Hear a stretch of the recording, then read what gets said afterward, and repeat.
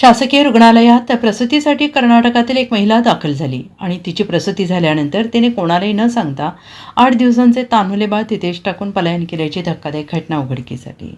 सदर पुरुष जातीचे ते नवजात बाळ निराधार आहे आणि या प्रकरणी रुग्णालयातील वैद्यकीय अधिकारी प्रतिभा स्वप्नील नाडे यांनी विश्रामबाग पोलिसात फिर्याद दिली आहे. त्यांच्या फिर्यादीवरून पोलिसांनी संशयित जनाबाई सोमनाथ लमाणी वय वर्ष 25 राहणार हदरगट्टी जिल्हा गदग या महिलेवर गुन्हा दाखल केला आहे. तिचा शोध सुरू आहे. याबाबत अधिक माहिती अशी की काही दिवसांपूर्वी कर्नाटक राज्यातील गदग जिल्ह्यातील हदरगट्टी गावातील संशयित महिला जनाबाई लमाण ही प्रसूतीसाठी सांगलीतील वसंतदादा पाटील शासकीय रुग्णालयात दाखल झाली. काही दिवसांपूर्वी त्या महिलेची प्रसूती झाली. तिला मुलगा झाला.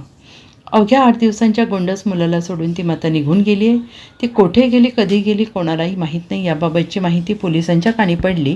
त्यांनी सिव्हिल प्रशासनाला धारेवर धरले. अखेर 8 दिवसांच्या बाळाच्या बाबत हालचाली सुरू झाल्या. काही दिवस उलटल्यानंतर वैद्यकीय अधिकारी प्रतिभा नाडे यांनी विश्रामबाग पोलिसात फिर्याद दिली. त्यांच्या फिर्यादीवरून पोलिसांनी तातडीने आईवर गुन्हा दाखल करत तिचा शोध सुरू केला आहे.